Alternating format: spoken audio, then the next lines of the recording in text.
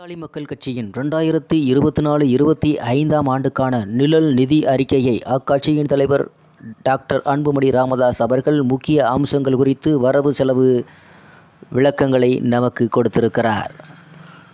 அவர் முகநூலில் வெளியிட்டுள்ள செய்தி அறிக்கையில் என்னவென்று பார்ப்போம். அதாவது 2024-25 ஆண்டின் தமிழ்நாட்டின் வருவாய் வரவுகள் ரூபாய் 5,12,617 கோடியாக இருக்கும். இது கடந்த ஆண்டின் வருவாய் வரவை விட ரூபாய் 1,94,146 கோடி அதிகமாக இருக்கும். கனிம வளங்களை சிறப்பான முறையில் கையாளுவதன் மூலம் வரி அல்லாத வருவாயாக ரூபாய் 2,180 கோடி ஈட்ட திட்டம் வகுத்திருப்பதால் தான் இந்த அளவுக்கு அதிக வருவாய் சாத்தியமாகிறது. நடப்பாண்டின் மொத்த செலவினம் ரூபாய் 5,28,971 கோடியாகவும் வருவாய் செலவினம் ரூபாய் 4,51,514 கோடியாகவும் இருக்கும். வருவாய் செலவினத்தில் ரூபாய் 50,000 கோடி நிலுவையில் உள்ள கடனை அடைப்பதற்காக அசலாக செலுத்தப்படும். இதன்படி அடுத்த 10 ஆண்டுகளில் தமிழக அரசின் தற்போதைய கடன் சுமை கட்டுக்குள் கொண்டு வரப்படும். வளர்ச்சி திட்டங்களுக்காக புதிதாக வாங்கப்படும் கடன் மிக மிக குறைந்த அளவிலேயே இருக்கும். 2024-25 ஆண்டில் தமிழக அரசின் வருவாய் கணக்கில் ரூபாய் 61,103 கோடி உபரியாக இருக்கும். நிதி பற்றாக்குறை ரூபாய் 16,354 கோடி என்ற அளவில் மிக மிக குறைவாக இருக்கும். வருவாய் கணக்கில் உபரியாக இருக்கும் தொகை மூலதன செலவுக்காக செலவிடப்படும் என்பதனால் நிதி பற்றாக்குறை பெருமளவில் குறைந்திருக்கிறது. பெரும் சரிவை நோக்கி தமிழக பொருளாதாரம். அதாவது 2023-24 ஆண்டில் சொந்த வரி வருவாய் மொத்த வரி வருவாய் இலக்குகளை தமிழக அரசால் எட்ட இயலாது. அதனால் வருவாய் பற்றாக்குறை நிதி பற்றாக்குறை அதிகரிக்கும். 2023-24 தமிழக அரசு சொந்த வரி வருவாய் ரூபாய் 1,81,182 கோடியாக இருக்கும் என்று கணிக்கப்பட்டுள்ள நிலையில் நவம்பர் மாதம் வரை 13% வருவாய் குறைந்திருக்கிறது.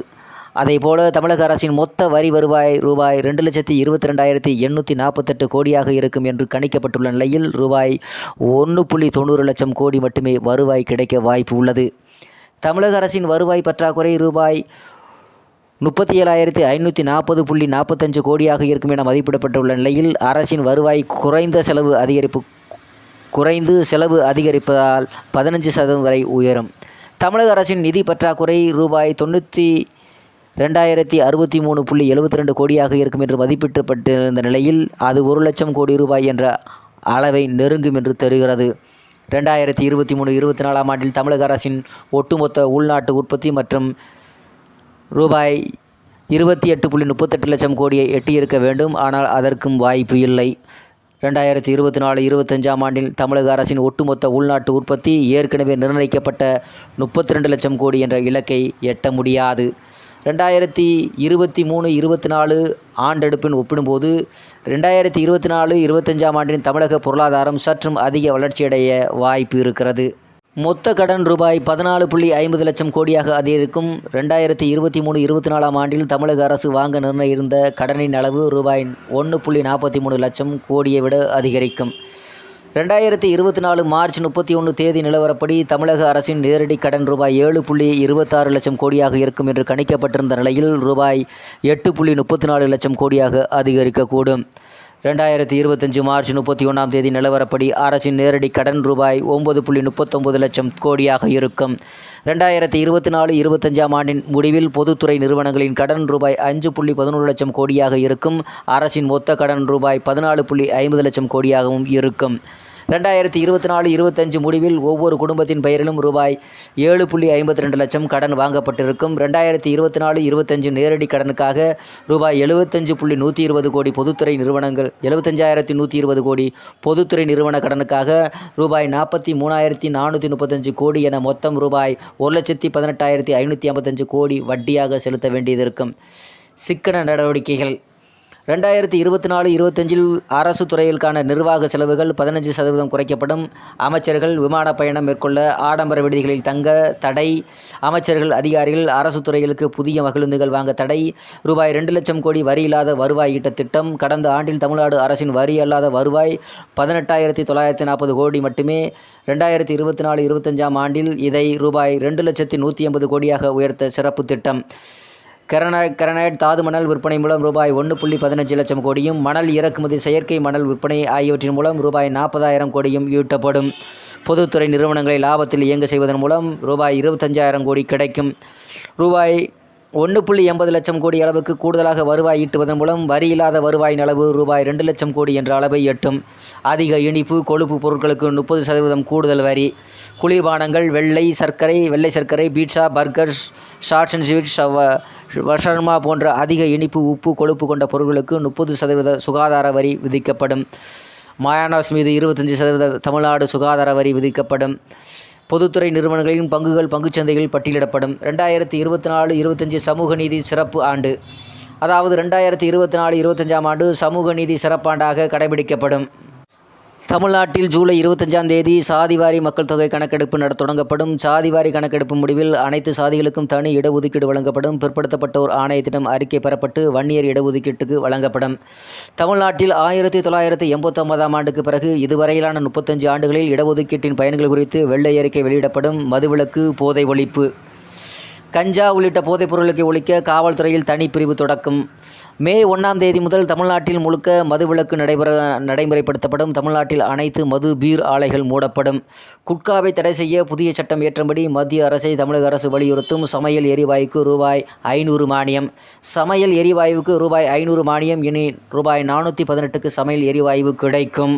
ஏழை குடும்பங்களுக்கு வழங்கப்பட்டு வரும் மாத உரிமைத் தொகை ரூபாய் 1000 2,000 உயர்த்தப்படும். முதியோர் ஆதரவற்ற உதவித்தொகை ரூபாய் 3,000 உயர்த்தப்படும். தமிழ்நாட்டில் 70 லட்சம் பேருக்கு முதியோர் ஆதரவற்ற உதவித்தொகை வழங்கப்படும். குழந்தைகளுக்கு தமிழில் பெயர் வைத்தால் ரூபாய் 5,000 பரிசுத் தொகை வழங்கப்படும். குழந்தைகளுக்கு தனித்தமிழ் பெயர் சூட்டும் பெற்றோருக்கு ரூபாய் 5,000 வெகுமதியும் வழங்கப்படும். குழந்தைகளுக்கு பெயர் சூட்டும் தனி தமிழ் பெயர்கள் பட்டியல் வெளியிடப்படும். கடைகள் மற்றும் வணிக நிறுவனங்களின் தமிழ் பெயர் பலகை வைத்தால் ரூபாய் 1000 வழங்கப்படும். தமிழ் வழியில் படித்தோருக்கு உயர்கல்வியில் 30% இடஒதுக்கீடு வழங்கப்படும். மழலையர் வகுப்பில் இருந்து 8ஆம் வகுப்பு வரை தமிழ் வழி கல்வி கட்டாயமாக்கப்படும். 2024-25ஆம் ஆண்டில் 2 லட்சம் பேருக்கு அரசு வேலை. தமிழ்நாடு அரசு துறைகளில் காலியாக உள்ள 6 லட்சம் பணியிடங்கள் அடுத்த 3 ஆண்டுகளில் நிரப்பப்படும். நடப்பு ஆண்டில் 2 லட்சம் பேருக்கு அரசு வேலை வழங்கப்படும். தமிழக அரசு துறைகளில் 10 ஆண்டுகளுக்கு மேலாக தற்காலிக அடிப்படையில் பணியாற்றி வரும் அனைவருக்கும் பணி நிலைப்பும் காலமுறை ஊதியமும் வழங்கப்படும். தனியார் நிறுவனங்களில் தமிழக அரசுக்கு 80% இடஒதுக்கீடு. தமிழ்நாட்டில் உள்ள தனியார் தொழில் வணிக நிறுவனங்களில் மாத வருமானம் ரூபாய் 40,000 வரையில் உள்ள பணிகளில் 80% தமிழர்களுக்கு வழங்க புதிய சட்டம் நிறைவேற்றப்படும்.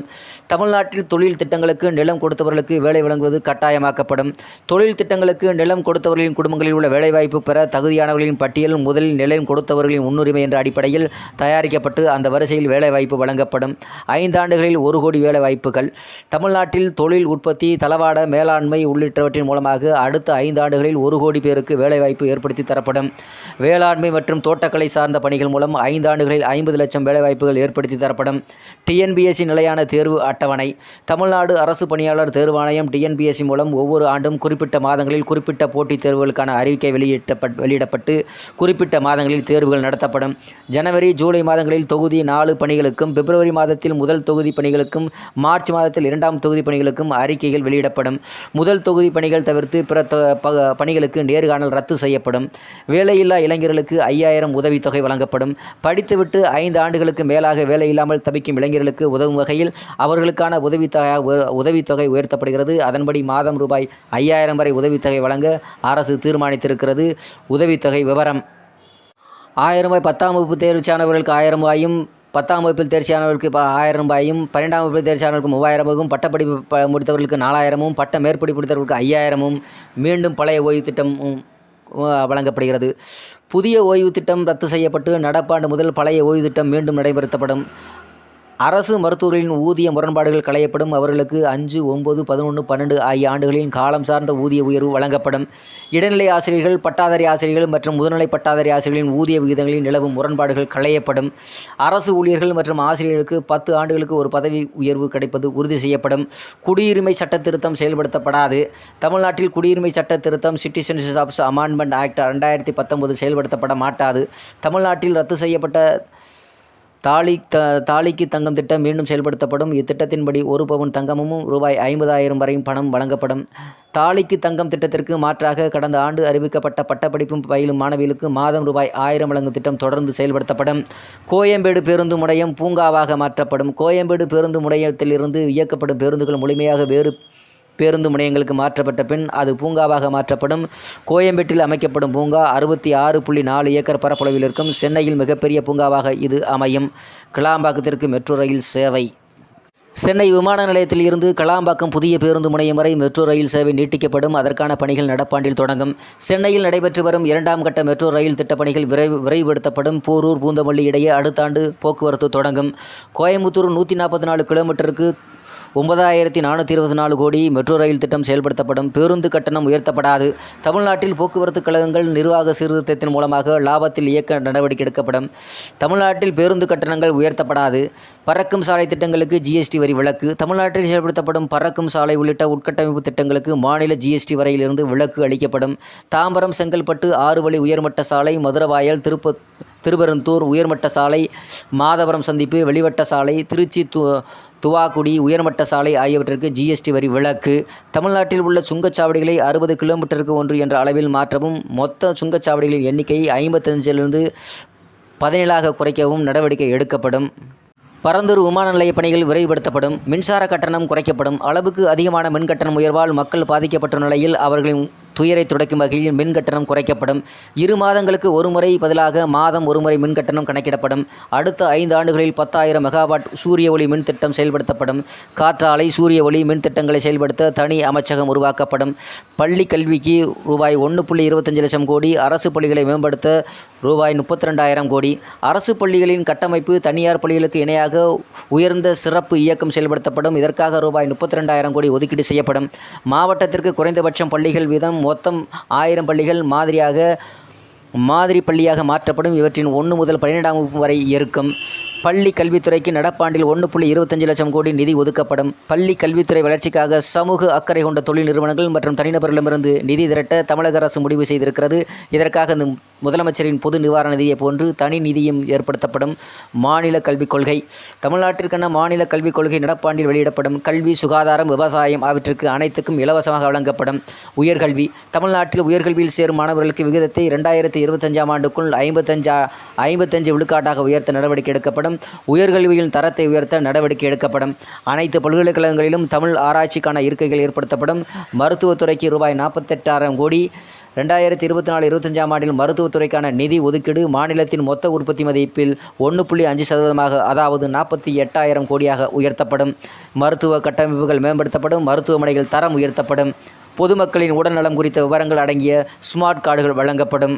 மயிலாடுதுறை, திருப்பத்தூர் மாவட்டங்களில் மருத்துவக் கல்லூரிகள் அமைக்கப்படும். புதிதாக தொடங்கப்பட்ட 11 மருத்துவக் கல்லூரிகளிலும் செவிலியர் கல்லூரிகள் தொடங்கப்படும். ஆண்டுக்கு 1 லட்சம் கோடி தொழில் முதலீடு. ஆண்டுக்கு 1 லட்சம் கோடி என்ற அளவில் அடுத்த 5 ஆண்டுகளில் ரூபாய் 5 லட்சம் கோடி தொழில் முதலீடு ஈர்க்கப்படும். 4ஆம் தொழில்நுட்ப புரட்சியை சாதகமாக பயன்படுத்தி கொண்டு வேலைவாய்ப்பும் ஏற்றுமதியும் அதிகரிக்கப்படும். தமிழ்நாட்டில் 5 இடங்களில் ஒருங்கிணைந்த தொழில் மண்டலங்கள் ஏற்படுத்தப்படும். ஆண்டுக்கு 100 நாட்கள் சட்டப்பேரவை கூட்டம். தமிழக சட்டப்பேரவை குறைந்தது 5 ஆண்டுகளுக்கு தமிழக சட்டப்பேரவை குறைந்தது ஆண்டுக்கு 3 முறையும் 100 நாட்களுக்கு கூடி மக்கள் பிரச்சனைகளை குறித்து ஆக்கப்பூர்வ விவாதம் நடத்துவது தமிழக அரசு உறுதி செய்யும். ஒவ்வொரு மாவட்டத்திலும் 12 லட்சம் பேர் இருக்கும் வகையில் மாவட்டங்களில் எல்லைகள் பிரிக்கப்பட்டு புதிய மாவட்டங்கள் உருவாக்கப்படும். தமிழக மாவட்டங்களின் எண்ணிக்கை 60ஆக உயர்த்தப்படும். நகர்ப்புறங்களில் வறுமையை ஒழிப்பதற்காக நகர்ப்புற ஏழை குடும்பங்களுக்கு ஆண்டுக்கு 100 நாட்கள் வேலை வழங்குவதற்கான நகர்ப்புற வேலை உறுதி திட்டம் செயல்படுத்தப்படும். புதிய உயர்கல்வி நிறுவனங்கள்.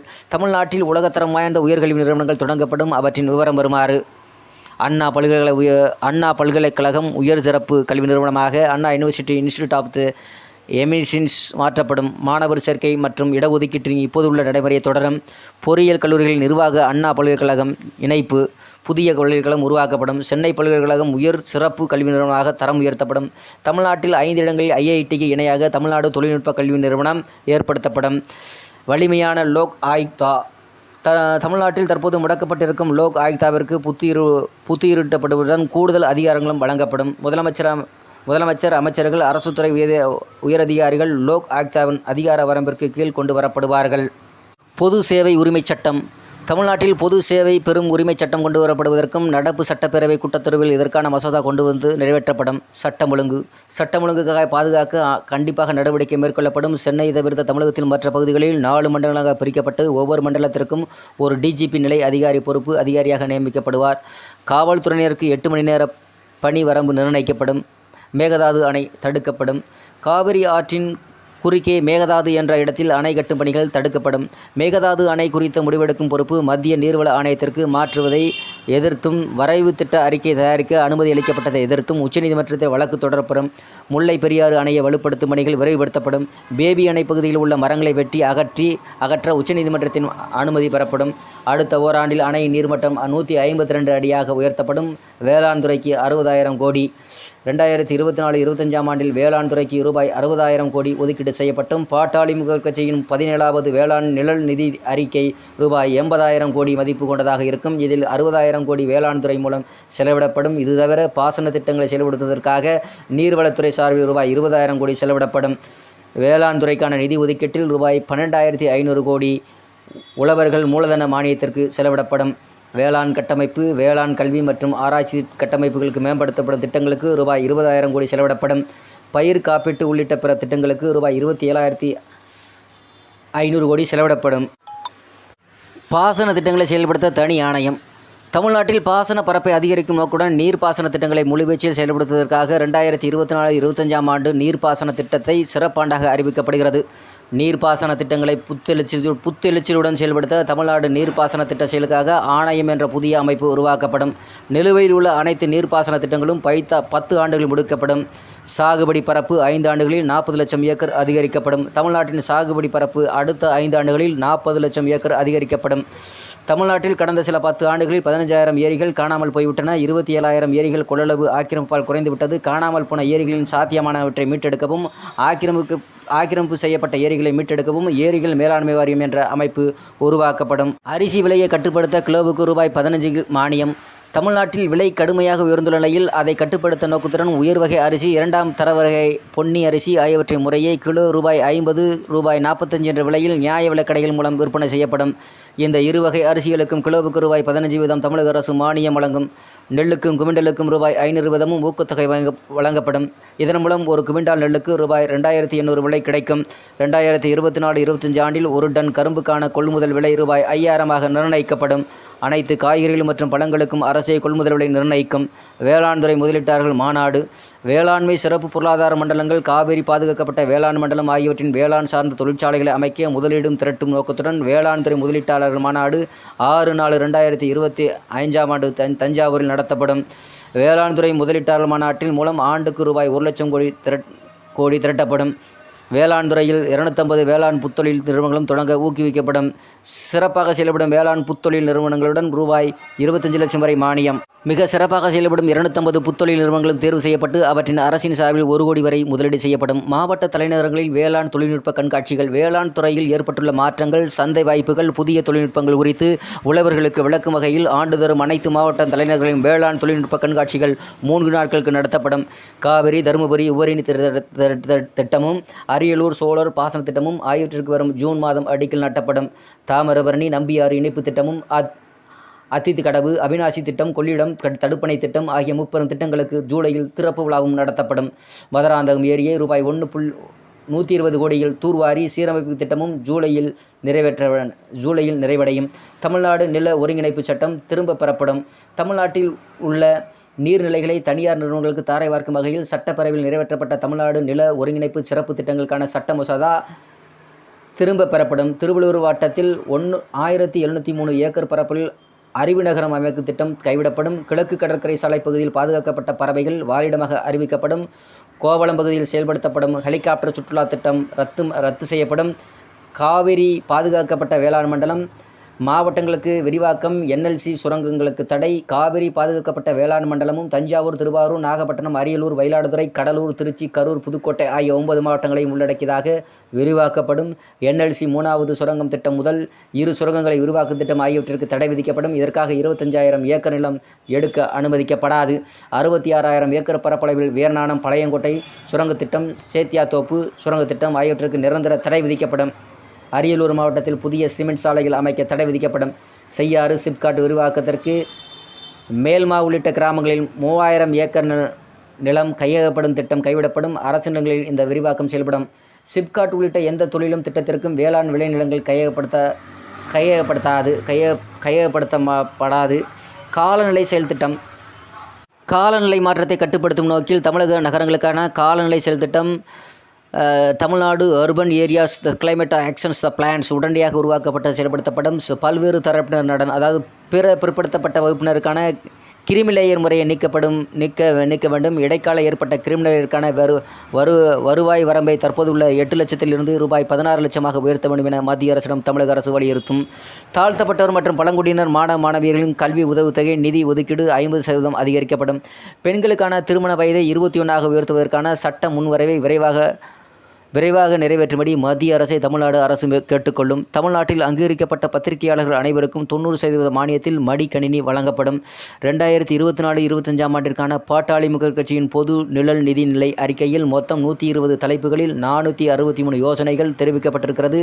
இந்த நிழல் நிதிநிலை அறிக்கை தமிழக அரசுக்கும் பொதுமக்களுக்கும் பெரிதும் பயனுள்ளதாக இருக்கும் என்று பாட்டாளி மக்கள் கட்சி தலைவர் டாக்டர் அன்புமணி ராமதாஸ் தனது வரவு செலவு இந்த முக்கிய அம்சங்கள் குறித்து வெளியிட்டிருக்கிறார். நன்றி, வணக்கம். பாட்டாளி மக்கள் கட்சியின் 2024